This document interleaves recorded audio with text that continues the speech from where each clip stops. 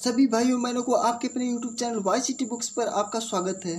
Please जो हमारे channel को सब्सक्राइब नहीं किए हैं वो लोग हमारे चैनल को सब्सक्राइब जरूर कर लेंगे। साथ ही बगल में बेल आइकन की बटन है उसे भी प्रेस कर देंगे, जिससे कि आगे आने वाले वीडियो का नोटिफिकेशन उन तक पहुंचता रहे।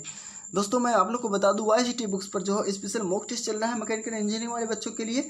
मैं इसमें स्टीम पावर प्लांट का मॉक टेस्ट करा रहा हूँ। इसमें स्टीम पावर प्लांट के मॉक टेस्ट में पार्ट नंबर 19 कंप्लीट हो चुका है। आज पार्ट नंबर 20 है। बहुत ही स्पेशल मॉक टेस्ट है। मैकेनिकल इंजीनियरिंग वाले बच्चे जो लोग मॉक टेस्ट दे रहे होंगे वो लोग कह रहे होंगे हाँ स्पेशल मॉक टेस्ट है। ठीक है, चलिए इस वीडियो का पहला क्वेश्चन देख लीजिए।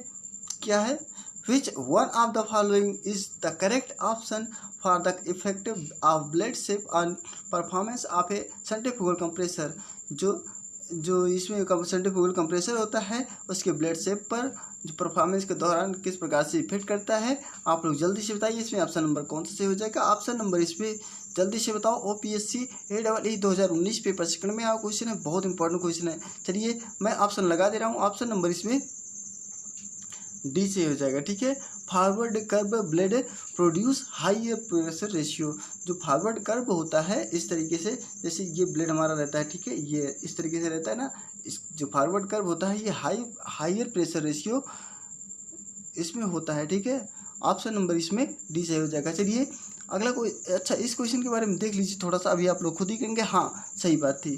Forward curve blade produce higher pressure ratio, वही बात इसमें भी कह रहा है, इसमें कोई दिक्कत नहीं है समझने में। ये फॉरवर्ड कर्व जो होता है हायर प्रेशर रेशियो इंक्रीज करता है। चलिए अगला क्वेश्चन देख लीजिए।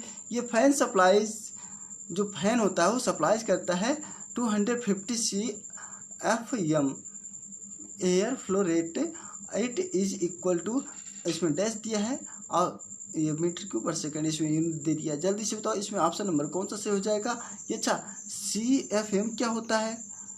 अभी CFM के बारे में पहले मैं बता दे रहा हूँ आप लोग को, फिर उसके बाद आप लोग खुद ही समझ जाएंगे।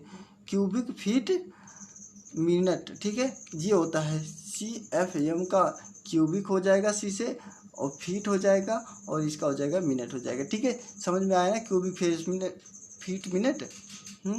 अब इसमें ऑप्शन नंबर कौन सा सही हो जाएगा? चलिए इसमें दिया हमें इतना दिया है 250 CFM और हमें इट इज़ इक्वल टू किसके इक्वल होगा हमें ये भी बताना है। चलिए यहाँ पर लगाया गया है उसको देख लीजिए जल्दी से।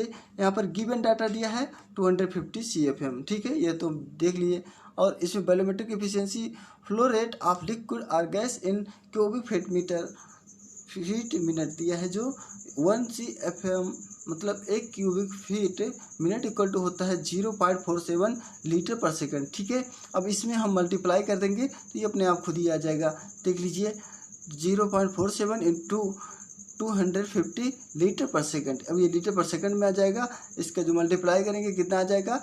1175 लीटर पर सेकंड आया। अब इसमें हम मीटर क्यूब है, अब इसको मीटर क्यूब में बदलेंगे 10⁻³ से। ठीक है, मल्टीप्लाई करा देंगे तो वही चीज़ आ जाएगी 1175 इंटू 10⁻³ मीटर क्यूब पर सेकंड। ठीक है, अब ये आया। अगर हमें इसे मीटर क्यूब पर सेकंड में ही बदलना है इसको हम इस तरीके से भी लिख सकते हैं 0.118 मीटर क्यूब पर सेकंड। ठीक है, ये सही हो जाएगा। इसको हम लिख सकते हैं ना भाई, इसको जब पश्चांतर करेंगे तो ये इधर आ जाएगा 3 अंक।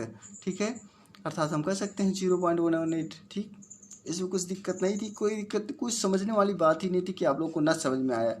चलिए अगला न्यूमेरिकल देख लीजिए, ये भी बहुत अच्छा न्यूमेरिकल है। The optimum intermediate pressure P2 in A 2 stage air compressor having P1। ठीक है, P2 दिया है 2 स्टेज में, लेकिन जो इसमें कंप्रेसर दिया है P1 4 बार दिया है एंड P3 दिया है 9 bar as suction and delivery pressure respectively is equal to, हमें पर सेक्शन में जो डिलीवरी होगा प्रेशर, उस प्रेशर को हमें इसमें किसके इक्वल होगा? जल्दी से बताओ ऑप्शन नंबर इसमें कौन सा सही हो जाएगा?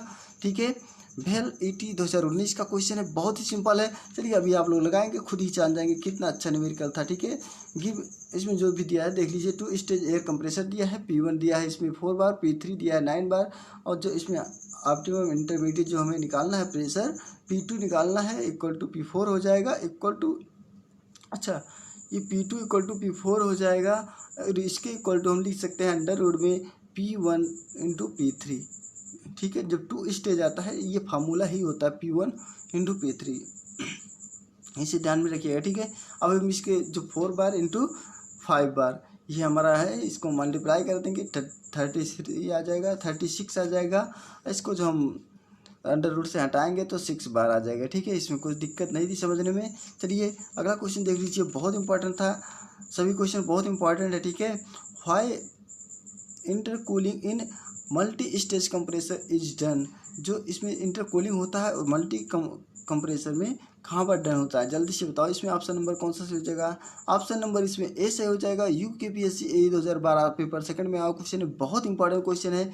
ठीक है, देख लीजिए, to minimise the work of compressor, जो वर्क ऑफ कंप्रेसर होता है मिनिमाइज हो जाता है, बहुत कम हो जाता है, तब वहाँ पर इंटरकूलिंग मल्टी स्टेज कंप्रेसर लगा दिया जाता है, कार्य करता है। ठीक है, यहाँ पर कुछ नहीं करना था, बस थोड़ा सा समझोगे आप तो खुद ही समझ जाएंगे।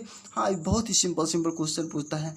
चलिए अगला क्वेश्चन देखने से पहले मैं आप लोगों को बता दूं, YCT बुक्स पर जो सभी प्रकार की बुक्स अवेलेबल होती है। यदि आपको किसी भी प्रकार की बुक्स की ज़रूरत है तो हमारे YCT बुक्स के ऑफिशियल वेबसाइट पर जाकर के वहाँ से आप लोग परचेज कर सकते हैं, नहीं तो हमारे टेलीग्राम को ज्वाइन कर लीजिए, वहाँ से आप लोग सभी प्रकार की बुक्स का परचेज कर सकते हैं। और हम जिस बुक से पढ़ा रहे हैं, अगर इस बुक तो चाहिए तो हमारे YCT बुक के ऑफिशियल वेबसाइट पर जाकर के वहाँ से परचेज कीजिए, नहीं तो YCT बुक का आप एप्लीकेशन डाउनलोड कर लीजिए। ठीक है, वहाँ से आप लोग को ये बुक भी प्रोवाइड हो जाएगा और अच्छे अच्छे लेवल की बुक भी मिलती रहेगी। ठीक है, चलिए अगला क्वेश्चन देख लीजिए, the work done by prime mover to run the compressor is minimum if the compression is, इसमें हमसे क्या कह रहा है?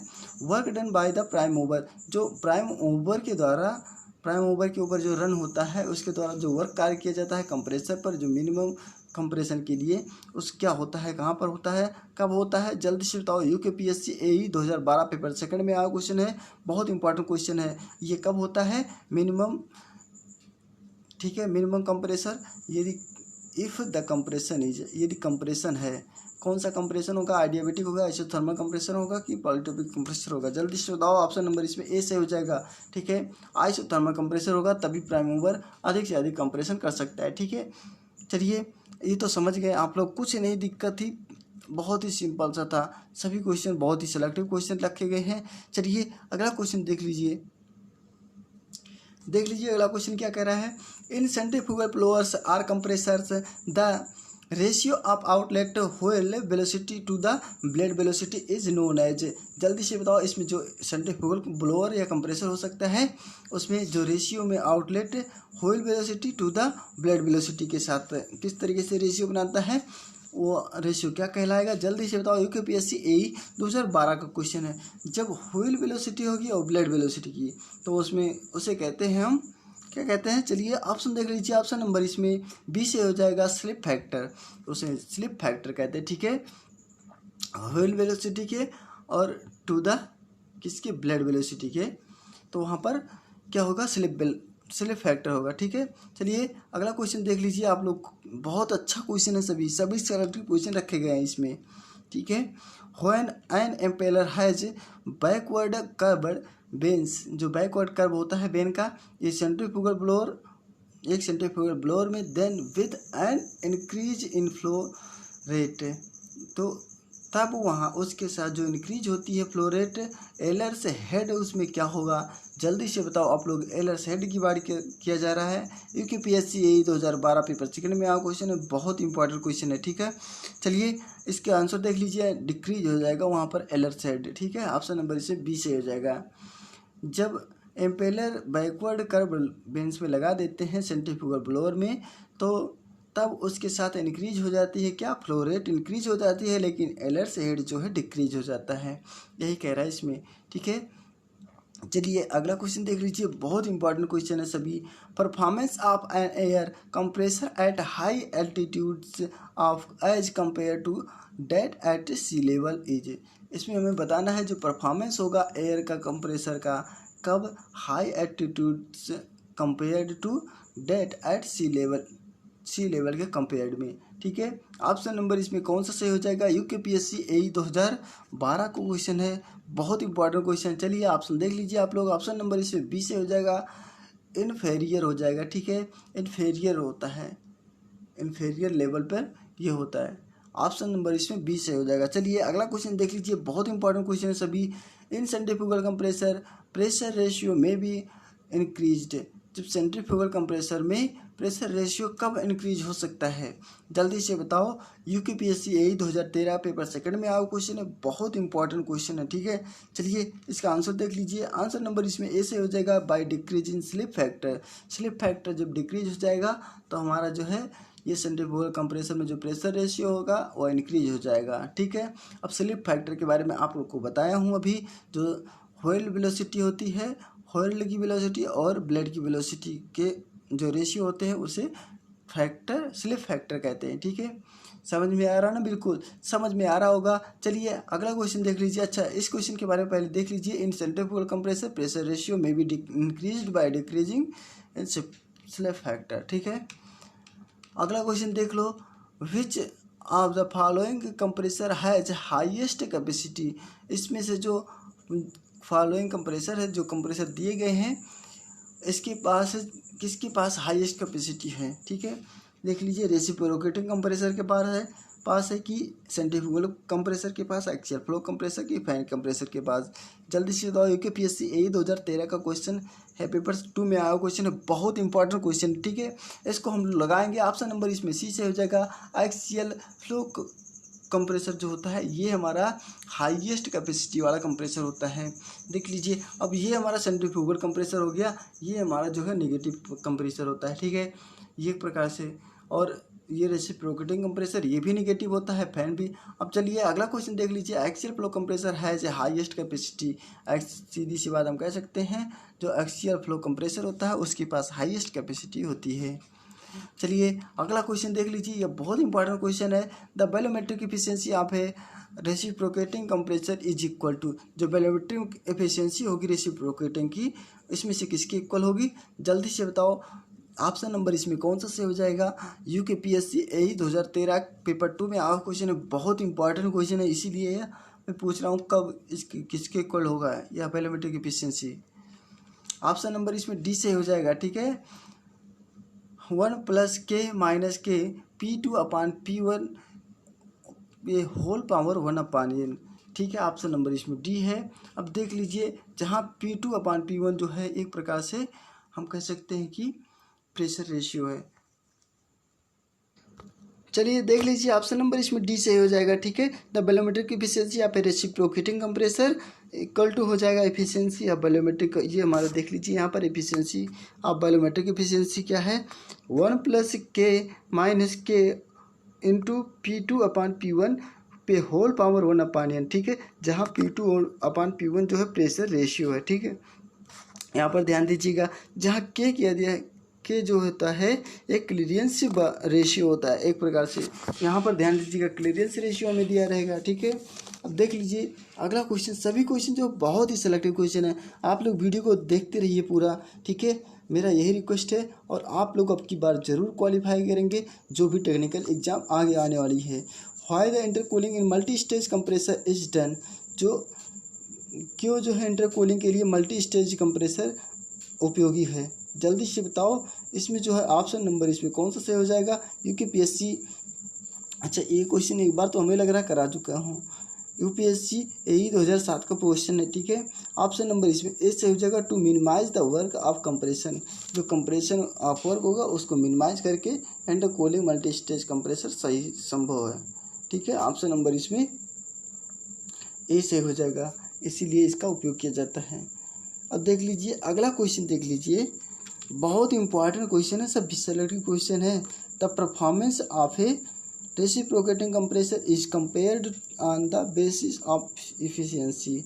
जो परफॉर्मेंस है रेसिप्रोकेटिंग कंप्रेसर का किस पर? बेसिस इफिशिएंसी पर। इसमें से ऑप्शन नंबर कहाँ पर सही हो जाएगा? जल्दी से बताओ। ऑप्शन नंबर इसमें कौन सा सही हो जाएगा?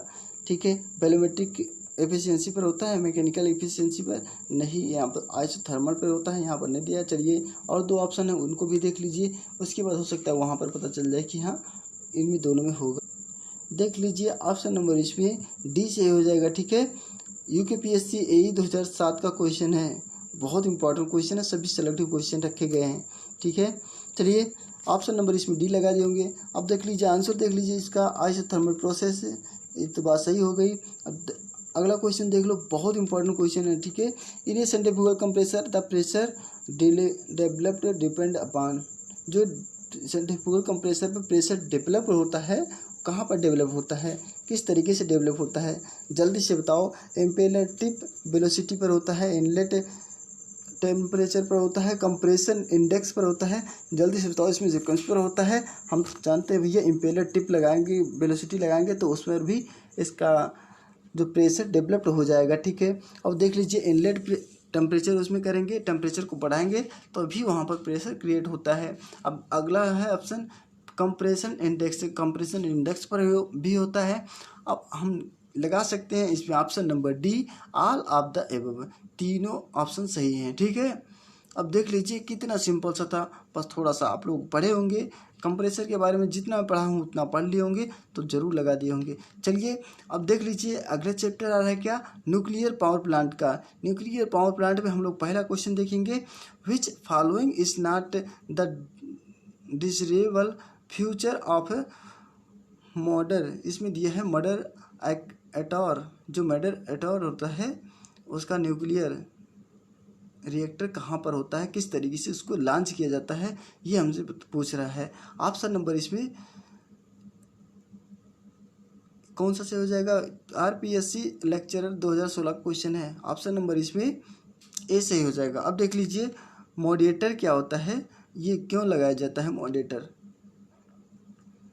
ऑप्शन नंबर इसमें it has the thermal conductivity, इसके पास जो है थर्मल कंडक्टिविटी होने के लिए इसको मॉड्यूलेटर का उपयोग किया जाता है। ठीक है, अब देख लीजिए मॉड्यूलेटर क्या होता है, modulator which is of the importance in thermal reactors, जो थर्मल रिएक्टर उसका जो थर्मल रिएक्टर होता है उसके लिए बहुत इंपॉर्टेंट होता है। इसका यूज़ जो होता है मॉडरेट का किया जाता है कहाँ पर, स्लो और डाउन करने के लिए neutron from fusion to thermal engine, जो न्यूट्रॉन होते हैं फ्यूजन करने के लिए थर्मल इंजन में, उसके लिए जो की प्रॉपर्टी इसकी होती है मॉडरेट की, उसे भी देख लेंगे क्या होती है की प्रॉपर्टी। उसकी की प्रॉपर्टी होती है high melting and boiling point होता है। ठीक है, हाई मेल्टिंग पॉइंट और बॉइलिंग पॉइंट होगा तभी तुम्हारा वहाँ से हम लॉन्च कर सकते हैं। हाई स्पेसिफिक हीट कैपेसिटी होगी, ये भी बात सही है, उसमें हाई कैपेसिटी हीट की होनी चाहिए। ठीक है, तभी वहाँ पर ये भी बात होनी चाहिए, क्योंकि ऊपर जाने के बाद ये जो होता है हीट बढ़ जाती है, और वहाँ पर अगर हाई कैपेसिटी हीट की नहीं होगी तो उसके पहले ही जो भी लॉन्च किया जाएगा देखकर उसको पहले ही वहाँ पर ये जो है ख़राब हो जाएगी। चलिए अब देख लीजिए लो विस्कोसिटी होगी, उस पर जो है बहुत कम ही विस्कोसिटी होती है। ठीक है, अधिक विस्कोसिटी नहीं होती है, और लो कोरोसिव होता है और लो चीप होता है। गुड केमिकल स्टेबिलिटी इसमें होनी चाहिए। ये सभी ऑप्शन बहुत इंपॉर्टेंट है, आप लोग रिएक्टर्स जो हैं इसको ध्यान में रखिएगा, क्योंकि मॉडरेटर का यूज कहाँ पर किया जाता है आप लोग जान गए, बहुत इंपॉर्टेंट था। अब देख लीजिए अगला क्वेश्चन, आरपीएससी लेक्चरर AV 2016 में आया क्वेश्चन है, विच of the following is not the component of a nuclear power plant. इसमें से ऐसा कौन सा है जो न्यूक्लियर पावर प्लांट का कंपोनेंट नहीं है, जल्दी से बताओ आप लोग। इसमें कौन सा सही हो जाएगा, स्टीम जनरेटर तो लगा होगा तभी तो होगा, इसमें स्टीम न्यूक्लियर पावर प्लांट होगा। अब देख लीजिए स्टीम जनरेटर है, न्यूक्लियर रिएक्टर भी लगा होगा, स्टीम टरबाइन भी लगा होगा, लेकिन ऑप्शन नंबर इसमें डी सही हो जाएगा। ये हमारा पेन स्टोक नहीं लगा रहेगा। ठीक है, पेन स्टोक की बात ये गलत है, ऑप्शन नंबर इसमें डी सही हो जाएगा। चलिए अगला, अब इसके बारे में पहले देख लो आप लोग।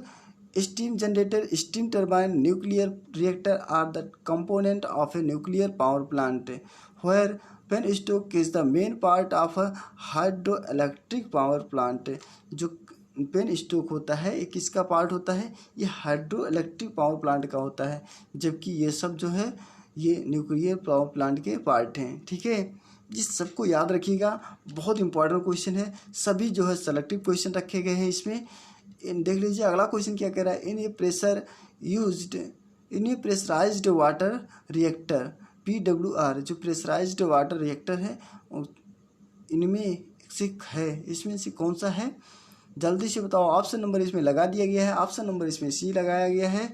The coolant water is pressurised to prevent boiling of water in the core.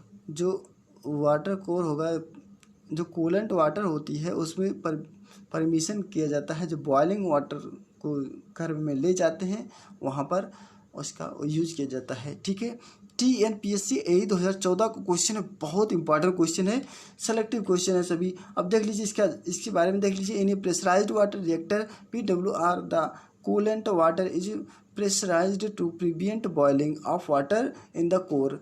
ठीक है, प्रिवेंट बॉइलिंग वाटर कोर में पहुंचने से पहले इसमें कूलेंट वाटर प्रेशराइज किया जाता है। ठीक है, अब अगला क्वेश्चन देख लो आप लोग। सभी क्वेश्चन जो बहुत ही सेलेक्टिव क्वेश्चन है आप लोग देख ही रहे होंगे।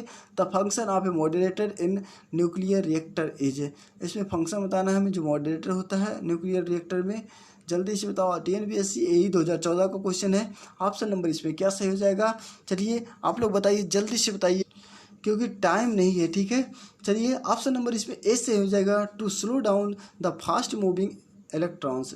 ठीक है, अभी आप लोगों को मैं इसके पहले बताया जो मॉडरेटर बता रहा था तो उसमें इसका भी जिक्र किया गया था। टू स्लो डाउन होता है फास्ट मूविंग इलेक्ट्रॉन होने से। ठीक है, इसको ध्यान में रखिएगा क्योंकि ये बहुत ही इम्पॉर्टेंट है। अगला क्वेश्चन देख लीजिए, इसके बारे में देख लीजिए। The function of moderator in nuclear reactor is to slow down the fast moving electron. जो फंक्शन होता है मॉडरेटर का न्यूक्लियर रिएक्टर में, वहाँ पर स्लो डाउन होता है क्योंकि फास्ट मूविंग इलेक्ट्रॉन वहाँ पर होने लगता है। ठीक है, अगला क्वेश्चन देख लीजिए, बहुत इंपॉर्टेंट क्वेश्चन है, सभी जो है सेलेक्टिव क्वेश्चन लिए गए हैं। GPSC AE 2014 का क्वेश्चन है, देख लीजिए कितना इंपॉर्टेंट है और बहुत ही सरल भी क्वेश्चन है। क्या कह रहा है, which one of the following pairs of material is used as moderator in nuclear reactor. इसमें से ऐसा कौन सा पेयर मटेरियल है जिसका यूज किया जाता है मॉडरेटर न्यूक्लियर रिएक्टर में। ठीक है, जल्दी से बताओ आप लोग, इसमें से कौन सा सही हो जाएगा। आंसर नंबर इसमें लगा दिया गया है, डी से हो जाएगा। बेरिलियम एंड हैवी वाटर का यूज किया जाता है। ठीक है, बेरिलियम का यूज किया जाता है और मॉडरेटर के लिए, और हैवी वाटर का भी यूज किया जाता है। चलिए अगला क्वेश्चन देख लीजिए, बहुत इंपॉर्टेंट क्वेश्चन है। अच्छा, इसमें देख लीजिए क्या सही है। Beryllium and heavy water pair और material is used moderator in nuclear factor. Nuclear reactor जो होता है, न्यूक्लियर रिएक्टर में इसका यूज किया जाता है बेरिलियम और हैवी वाटर का। ठीक है, चलिए अगला क्वेश्चन देख लीजिए, बहुत इंपॉर्टेंट क्वेश्चन है। थोरियम बेरिडर, जो thorium breeder reactor are more permission for the India essential because. जो अब हमें इसमें बताना है, जो थोरियम होता है बेरिडर, उस रिएक्टर को जहाँ पर अधिक से अधिक परमिशन दिया जाता है इंडिया एसेंटियल को, क्योंकि उसमें क्या होता है, जो थोरियम डिपॉजिट होता है और एबोंडेंटली होता है available in the country. Thorium depend होता है किस पर, दूसरे काम, इसमें जो है थोरियम खुद पर डिपेंड होता है, दूसरे कंट्री पर जो इसमें डिपेंड होता है दूसरे कंट्री पर डिपेंड होता है। ठीक है, ऑप्शन नंबर इसमें सी सही हो जाएगा। कुछ नहीं करना था, बस आप लोग इसमें ध्यान दीजिएगा, या जीके का क्वेश्चन के अकॉर्डिंग है। ठीक है, चलिए UPSC JWM में 2017 में आया क्वेश्चन, बहुत इंपॉर्टेंट क्वेश्चन था। चलिए थोड़ा सा अगला क्वेश्चन देख लीजिए, बहुत इंपॉर्टेंट क्वेश्चन है क्योंकि सभी क्वेश्चन जो है सेलेक्टेड क्वेश्चन रखे हैं। अच्छा, इसके बारे में पहले देख लो आप लोग। Thorium deposit are abundantly available in India, that's why thorium breeder reactor are more permission for India। जो थोरियम होता है थोरियम रिएक्टर के लिए जो मोर परमिशन, अधिक से अधिक परमिशन होता है इंडिया में, इसीलिए इसका यूज किया जाता है। चलिए अगला क्वेश्चन देख लीजिए। आइसोटोप डैट कैन बी जो फ्यूजन होता है by neutron of all engine energies is. जो isotope can be possible by हो सकते हैं, पॉसिबल जन मतलब पॉसिबल, जहाँ पर पॉसिबल किया जाता है किसके द्वारा, न्यूट्रॉन के द्वारा ऑल इंजन में, ऑल एनर्जी के लिए, ठीक है। किसका यूज किया जाता है, ऑप्शन नंबर इसमें कौन सा हो जाएगा, ए से हो जाएगा PU 239 का यूज किया जाता है, ठीक है। प्लूटोनियम 239 का ये आइसोटोप हो सकता है, एक possible can be electrons of all energies, सभी एनर्जीज के लिए, ठीक है। आज के लिए इतना ही, और वीडियो कैसा लगा कमेंट बॉक्स में लिख के ज़रूर बताइएगा। अगले वीडियो में मैं और भी अच्छे लेवल क्वेश्चन के साथ आऊँगा, ठीक है। उसके पहले मैं आप लोग को बता दूँ YCT बुक्स पर जो सभी प्रकार की बुक्स अवेलेबल होती है। यदि आपको किसी भी प्रकार की बुक्स की ज़रूरत है तो हमारे YCT बुक्स की ऑफिशियल वेबसाइट पर जा करके वहाँ से परचेस कर सकते हैं, नहीं तो हमारे टेलीग्राम को ज्वाइन कर लीजिए। वहाँ पर आप लोग को सभी प्रकार का जो PDF प्रोवाइड होता रहता है, आप लोग मांग लेंगे वहाँ से, आप लोग को PDF मिलता रहेगा। और जिस बुक से मैं पढ़ा रहा हूँ अगर इस बुक को चाहिए तो आप लोग वहाँ से YCT बुक्स के ऑफिशियल वेबसाइट पे जाकर के वहाँ से परचेज कर सकते हैं, ठीक है। चलिए आज के लिए इतना ही, नेक्स्ट वीडियो में हम फिर मिलेंगे, तब तक के लिए नमस्कार।